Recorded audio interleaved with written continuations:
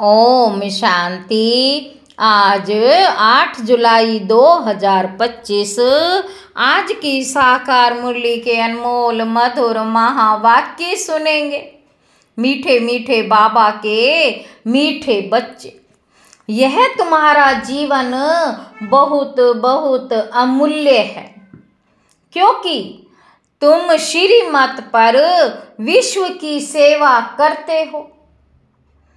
इस हेल को हेवन बना देते हो। यह तुम्हारा जीवन बहुत बहुत अमूल्य है, क्योंकि तुम श्रीमत पर विश्व की सेवा करते हो। इस हेल को हेवन बना देते हो। प्रश्न है, खुशी गायब होने का कारण तथा उसका निवारण क्या है? उत्तर है, बाबा कहते खुशी गायब होती है। खुशी गायब होती है। पहला पॉइंट है देह अभिमान में आने के कारण। दूसरा है दिल में जब कोई शंका पैदा हो जाती है तो भी खुशी गुम हो जाती है। इसलिए बाबा राय देते हैं, जब भी कोई शंका उत्पन्न हो तो फौरन बाबा से पूछो। फौरन बाबा से पूछो। देही अभिमानी रहने का अभ्यास करो तो सदैव खुश रहेंगे। ओम शांति। ऊंचते ऊंच भगवान और फिर भगवानों वाच बच्चों के आगे। ऊंचते ऊंच भगवान और फिर भगवानों वाच बच्चों के आगे। मैं तुमको ऊंचते ऊंच बनाता हूं तो तुम बच्चों को कितनी खुशी होनी चाहिए। समझते भी हो, बाबा हमको सारे विश्व का मालिक बनाते। बाबा हमको सारे विश्व का मालिक बनाते हैं। मनुष्य कहते परम पिता परमात्मा ऊंचते ऊंच है। बाप खुद कहते हैं, मैं तो विश्व का मालिक बनता हूं। मैं तो विश्व का मालिक बनता नहीं हूं। भगवानों वाच मुझे मनुष्य कहते हैं ऊंचते ऊंच भगवान, और मैं कहता हूं कि मेरे बच्चे ऊंचते ऊंच हैं। सिद्ध करके बताते हैं। पुरुषार्थ भी ड्रामा अनुसार कराते हैं। कल्प पहले मुआफिक बाप समझाते कहते हैं। बाप समझाते रहते हैं। कुछ भी बात ना समझो तो पूछो। मनुष्यों को तो कुछ भी पता नहीं। दुनिया क्या है, वैकुंठ क्या है। दुनिया क्या है, वैकुंठ क्या है।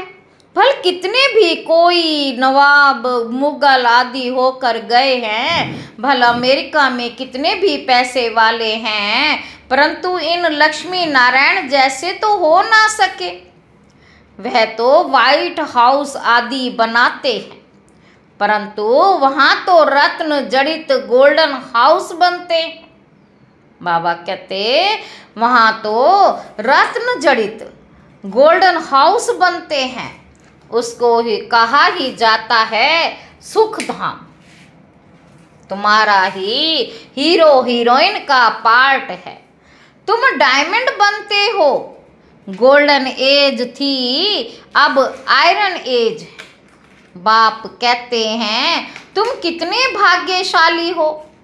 भगवान खुद बैठ समझाते हैं, तो तुमको कितना खुश रहना चाहिए। तुम्हारी ये पढ़ाई है ही नई दुनिया के लिए। ये तुम्हारा जीवन बहुत अमूल्य है, क्योंकि तुम विश्व की सर्विस करते हो। बाप को बुलाते ही हैं। बाप को बुलाते ही हैं कि आकर हेल को हेवन बनाओ। हेवनली गॉड फादर कहते हैं। हेवनली गॉड फादर कहते हैं ना। बाप कहते हैं तुम हेवन में थे। हेवन में थे ना, अब हेल में हो, फिर हेवन में होंगे। हेल शुरू होता है तो फिर हेवन की बातें भूल जाते हैं। ये तो फिर भी होगा, फिर भी तुमको गोल्डन एज से आयरन एज में जरूर आना है। गोल्डन एज से आयरन एज में जरूर आना है। बाबा बार बार बच्चों को कहते हैं, दिल में कोई भी शंका हो जिससे खुशी नहीं रहती हो तो बताओ। दिल में कोई शंका हो और खुशी ना रहती हो तो बताओ। बाप बैठ पढ़ाते हैं तो पढ़ना भी चाहिए ना। खुशी नहीं रहती है क्योंकि तुम देह अभिमान में आ जाते हो। खुशी तो होनी चाहिए ना। बाप तो सिर्फ ब्रह्मांड का मालिक है, तुम तो विश्व के भी मालिक बनते हो। भल बाप को क्रिएटर कहा जाता है। बाप को क्रिएटर कहा जाता है। बाबा कहते, परंतु ऐसे नहीं कि प्रलय हो जाती है फिर नई दुनिया रचते हैं, नहीं। बाप कहते, मैं सिर्फ पुरानी को नया बनाता हूँ, पुरानी दुनिया विनाश कराता हूँ, तुमको नई दुनिया का मालिक बनाता हूँ, मैं कुछ करता नहीं हूँ। ये भी ड्रामा में नूंद है। पतित दुनिया में ही मुझे बुलाते हैं, पारसनाथ बनाता हूँ तो बच्चे खुद पारसपुरी में आ जाते हैं। वहाँ तो मुझे कभी बुलाते ही नहीं हैं। कभी बुलाते हो कि बाबा पारसपुरी में आकर थोड़ी विजिट तो लो, बुलाते ही नहीं। गायन भी है, दुख में सिमरन सब करें, सुख में करे न कोई। पतित दुनिया में याद करते हैं, सुख में करे न कोई। ना याद करते हैं न बुलाते हैं। सिर्फ द्वापर में मंदिर बनाकर उसमें मुझे रख देते हैं, पत्थर का नहीं तो हीरे का लिंग बनाकर रख देते हैं पूजा करने के लिए। कितनी वंडरफुल बातें हैं। बाबा कहते, अच्छी तरह से कान खोल कर सुनना चाहिए, कान भी प्योर करना चाहिए, प्योरिटी फर्स्ट। कहते हैं, शेरनी का दूध सोने के बर्तन में ही ठहर सकता है, इसी में पवित्रता होगी तो धारणा होगी। बाप कहते हैं, काम महाशत्रु है, इन पर विजय पानी है, तुम्हारा यह अंतिम जन्म है, ये भी तुम जानते हो। यह वही महाभारत लड़ाई भी है, कल्प कल्प जैसे विनाश हुआ है, हूबहू अब भी होगा ड्रामा अनुसार।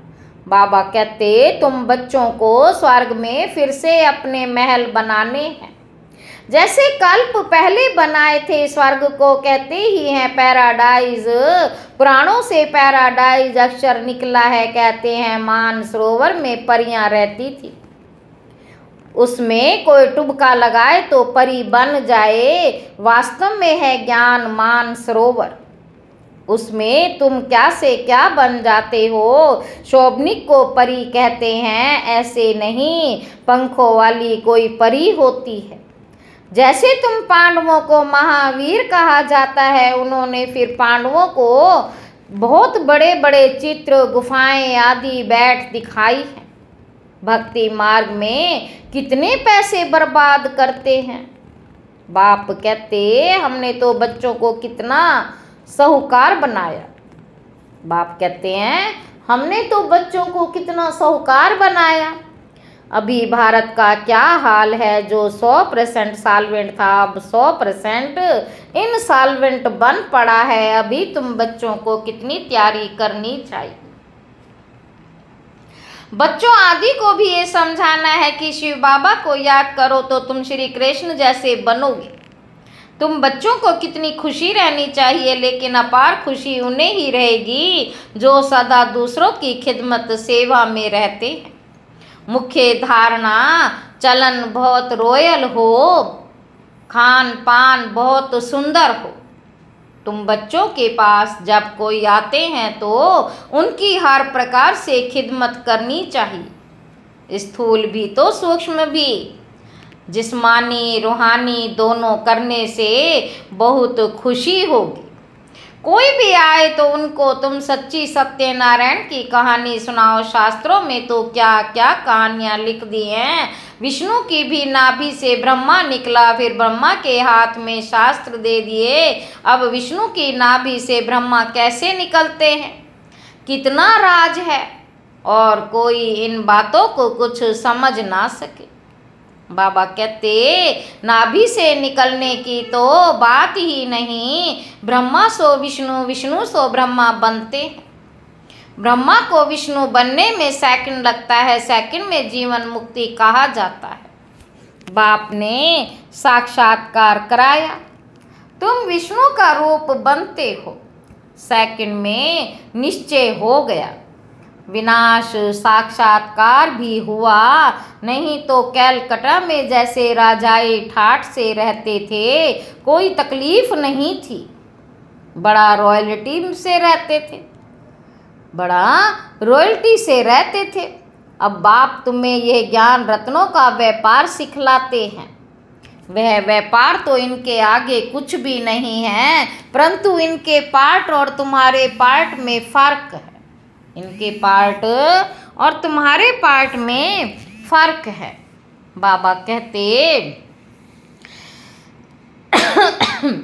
बाबा ने इनमें प्रवेश किया और फट से सब छोड़ दिया। भट्टी बननी थी, तुमने भी सब कुछ छोड़ा। नदी पार कर आए, भट्टी में पड़े, क्या क्या हुआ कोई की परवाह नहीं। कहते हैं श्री कृष्ण ने भगाया, क्यों भगाया, उन्हों को पटरानी बनाने ये भट्टी भी बनी, तुम बच्चों को स्वर्ग की महारानी बनाने के लिए।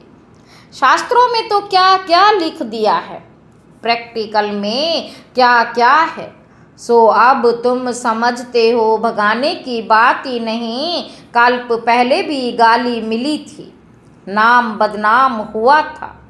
यह तो ड्रामा है, जो कुछ होता है कल्प पहले मुआफिक।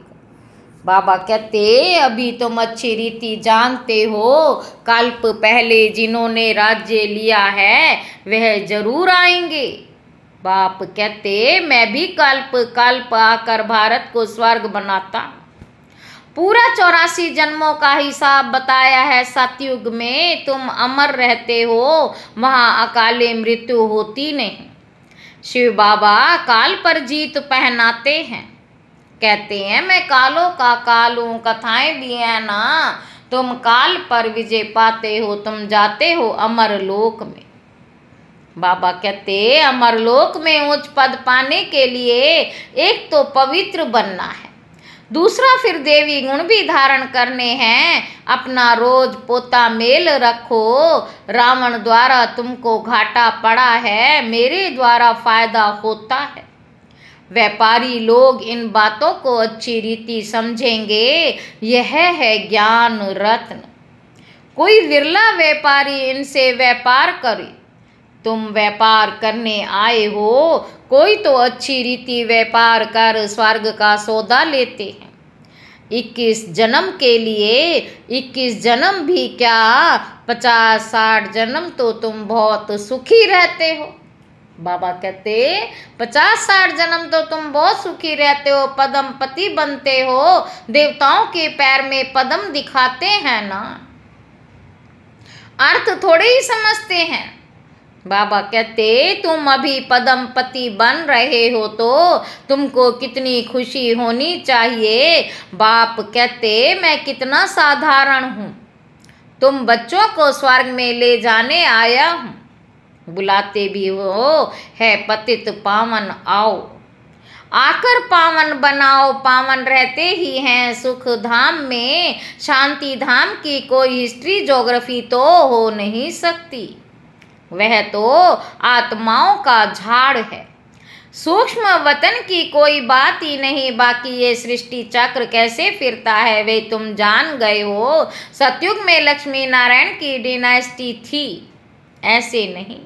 एक ही लक्ष्मी नारायण सिर्फ राज्य करते हैं, वृद्धि तो होती है ना। फिर द्वापर में वही पूज्य सो फिर पुजारी बनते हैं मनुष्य, फिर परमात्मा के लिए कह देते।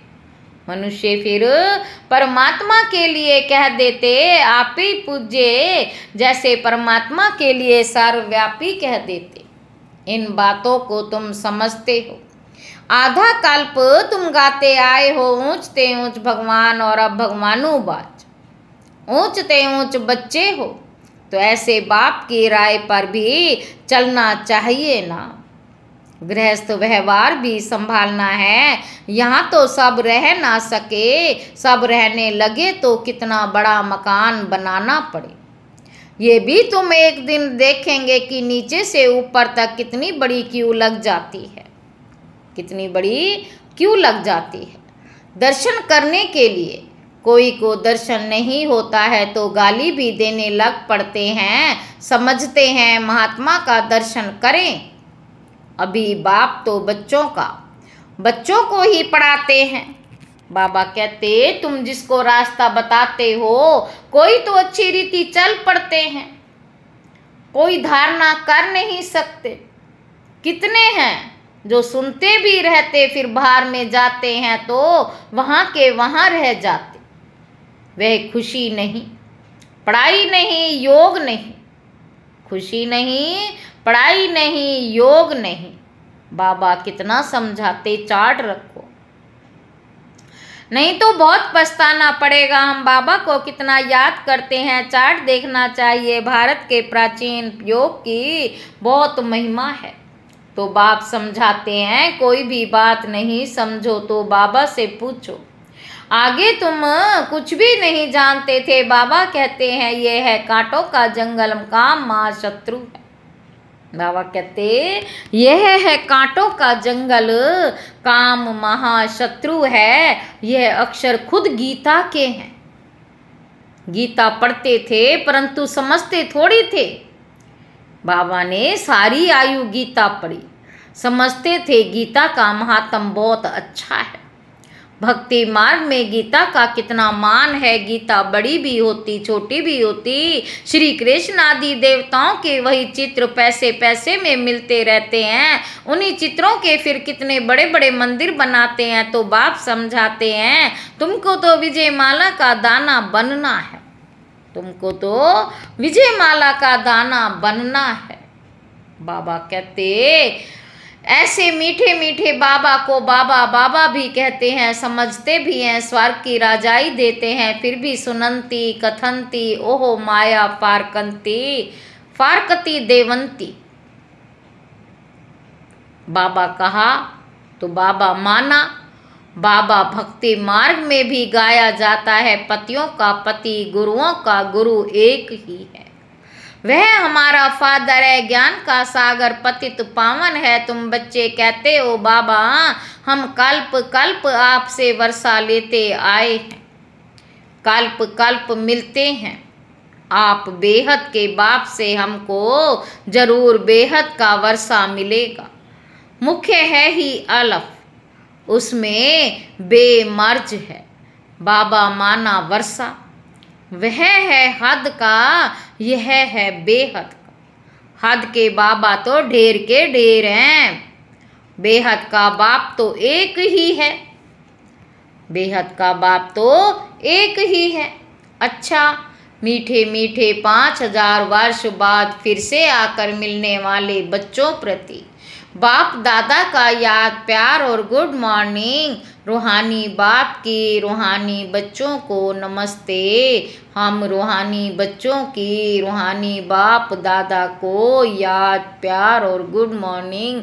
नमस्ते बाबा, नमस्ते, शुक्रिया बाबा, शुक्रिया। धारणा के लिए मुख्य सार पहला पॉइंट है स्थूल सूक्ष्म खिदमत, सेवा कर अपार खुशी का अनुभव करना और कराना है। चलन और खान पान में बहुत रॉयल्टी रखनी है। दूसरा पॉइंट है अमरलोक में उच्च पद पाने के लिए पवित्र बनने के साथ साथ देवी गुण भी धारण करने हैं। अपना पोता मेल देखना है कि हम बाबा को कितना याद करते, अविनाशी ज्ञान रत्नों की कमाई जमा कर रहे हैं, कान प्योर बने हैं जिसमें धारणा हो सके। वरदान है सेवा करते हुए याद के अनुभवों की रेस करने वाले, सदा लवलीन आत्मा भव। याद में रहते हो, लेकिन याद द्वारा जो प्राप्तियां होती हैं उस प्राप्ति की अनुभूति को आगे बढ़ाते जाओ। इसके लिए अभी विशेष समय और अटेंशन दो, जिससे मालूम पड़े कि यह अनुभवों के सागर में खोई हुई लवलीन आत्मा है। जैसे पवित्रता शांति के वातावरण की भासना आती है, पवित्रता शांति के वातावरण की भासना आती है, वैसे श्रेष्ठ योगी लगन में मगन रहने वाले हैं। यह अनुभव हो, लगन में मगन रहने वाले हैं, ये अनुभव और नॉलेज का प्रभाव है, लेकिन योग के सिद्धि स्वरूप का प्रभाव हो।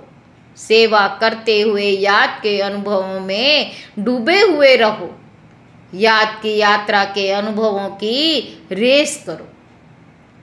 स्लोगन है, सिद्धि को स्वीकार कर लेना अर्थात भविष्य प्रारब्ध को यहाँ ही समाप्त कर देना। अव्यक्त इशारे, संकल्पों की शक्ति जमा कर श्रेष्ठ सेवा के निमित्त बन। जितना जितना आप बच्चे श्रेष्ठ संकल्प की शक्ति से संपन्न बनते जाएंगे, उतना श्रेष्ठ संकल्प की शक्तिशाली सेवा का स्वरूप स्पष्ट दिखाई देगा। हर एक अनुभव करेंगे कि हमें कोई बुला रहा है, कोई दिव्य बुद्धि द्वारा शुभ संकल्प का बुलावा हो रहा है। कोई फिर दिव्य दृष्टि द्वारा बाप और स्थान को देखेंगे। दोनों प्रकार के अनुभवों द्वारा बहुत तीव्र गति से अपने श्रेष्ठ ठिकाने पर पहुंच जाएंगे। अच्छा, ओम शांति।